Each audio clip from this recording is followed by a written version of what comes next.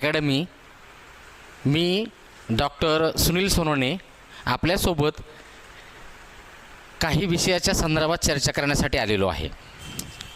खऱ्या अर्थानं पाहिलं तर 2023लाच आपला MPSCचा अभ्यासक्रम हा UPSCच्या धर्तीवर झाला आणि तिथून खऱ्या अर्थानं प्रक्रियेला सुरुवात झाली. मग तुम्हाला सगळ्यांनाच माहीत आहे की आंदोलनं वगैरे या सगळ्या गोष्टी घडल्या आणि नंतर ठरवण्यात आलं की 2023 ऐवजी 2025पासून या अभ्यासक्रमाला सुरुवात करावी. आणि मग आता प्रोसेस सुरू झालेली आहे.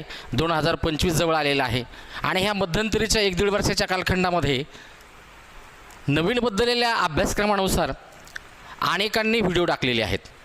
त्यांनी त्यांच्या पद्धतीनं UPSCच्या धर्तीवरती MPSC झाल्यानंतर म्हणजे विश्लेषणात्मक अभ्यासक्रम झाल्याच्या नंतर विद्यार्थ्यांमध्ये संभ्रम निर्माण झालेला आहे आणि वेगवेगळे पद्धतीचे व्हिडिओ होतात आणि त्या व्हिडिओच्या माध्यमातून विद्यार्थीसुद्धा थोडाफार इकडं तिकडं कल दिसतो आहे. बऱ्याचशा विद्यार्थ्यांना प्रश्न असाही पडतो आहे, जे जुन्या अभ्यासक्रमानुसार अभ्यास करतात त्यांना असं वाटतं आहे की नवीन अभ्यासक्रम विश्लेषणात्मक अभ्यासामध्ये आपण टिकाव धरू शकू का. पण तसं काय नाही असतं. आपण जर थोडक्यात विचार केला तर आपण आत्तापर्यंत 10वीपर्यंत प्रश्नांची उत्तरच लिहित आलेलो आहोत.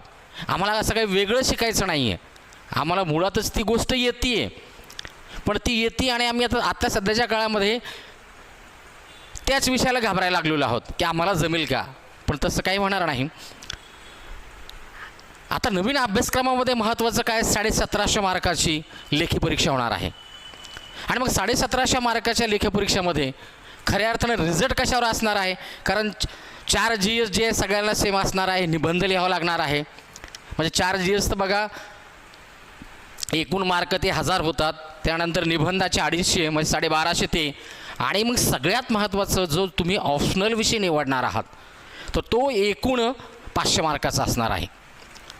मग विद्यार्थ्याचा जो रिझल्ट आहे, जर आपण UPSCचा जर विचार केला तर UPSCमध्ये सुद्धा विद्यार्थी काय करतात, कोणता ऑप्शनल निवडावा. कारण खऱ्या अर्थानं तुमचा रिझल्ट जो आहे तर तो तुमच्या ऑप्शनलवरती असणार आहे. मग ऑप्शनल कसा निवडायचा, ऑप्शनल निवडण्याचे निकष काय असायला पाहिजेत. आता राज्यसेवेची तयारी करणारे जे विद्यार्थी आहे, काही फर्स्ट इयरपासून करतायत, काही सेकंड इयरपासून करतात. आणि जर आपण बघितलं की ह्या 10 वर्षामध्ये स्पर्धा परीक्षेकडे मुलांचा खूप कल वाढलेला आहे.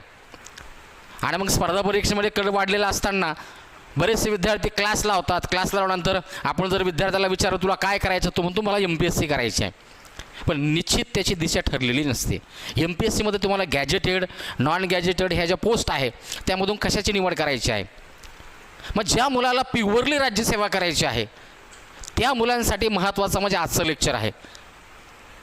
जर तुम्ही अभ्यासक्रमाला सुरुवात करणार असाल तर UPSCचं कसं आहे, UPSCची स्ट्रॅटेजी अशी आहे की ज्याही मुलाला UPSC करायची आहे तो सुरुवातीला अगोदर आपलं जो ऑप्शनल विषय निवडलेला आहे त्याची तयारी करतो, त्याबरोबर GSची तयारी होते. आणि जेव्हा मुख्य परीक्षेची तयारी झाल्याच्या नंतर तो खऱ्या अर्थानं नंतर प्रीची तयारी करायला सुरुवात करतो आहे. मग ज्या पद्धतीनं UPSCचं स्ट्रॅटेजी आहे त्याच पद्धतीने आम्हाला MPSCसुद्धा स्ट्रॅटेजीचा उपयोग करावा लागणार.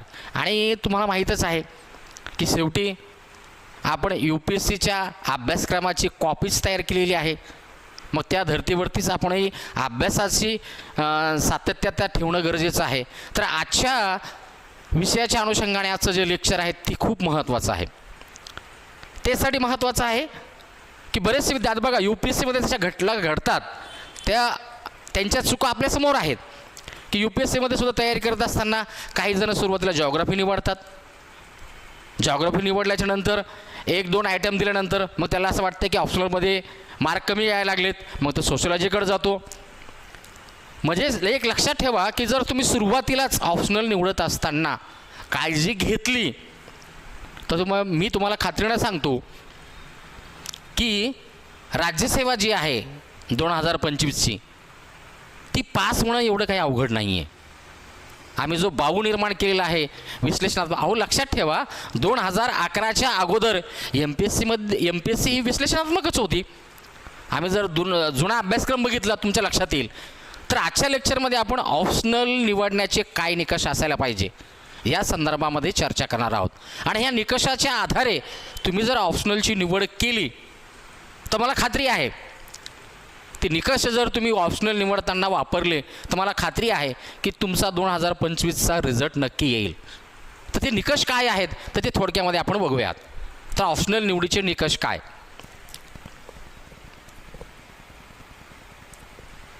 आता एक लक्षात ठेवा, ऑप्शनल निवडीचे निकष काय. मग आता व्हिडिओ येत आहेत, तुमच्या पुढे अभ्यासक्रम आलेला आहे, सगळ्या गोष्टी आहेत. मग आपण बघतो की कोणता विषय निवडायला पाहिजे. मग आपण जे जुने अभ्यास करणारे आहेत, जे जाणते आहेत, ते आपण त्यांना विचारतो. पण एक लक्षात ठेवा, निसर्गानेच प्रत्येक माणसाला वेगळं बनवलेलं आहे. जी गोष्ट मला जमेल ती तुम्हाला जमेलच याची शाश्वती नसते. मग काय होते माहीत आहे का, आपण आपला स्वतःच्या अंतर्मनाला विचारतच नाही की मला नेमकं काय जमतंय. आणि मग मला काय जमतंय, तर मग सगळ्यात महत्त्वाचा पहिला निकष काय असेल, म्हणजे ऑप्शनल जर एखादा निवडायचा असेल तर त्याचा पहिला निकष काय असेल, तर त्याचा पहिला निकष आहे विषयाची आवड.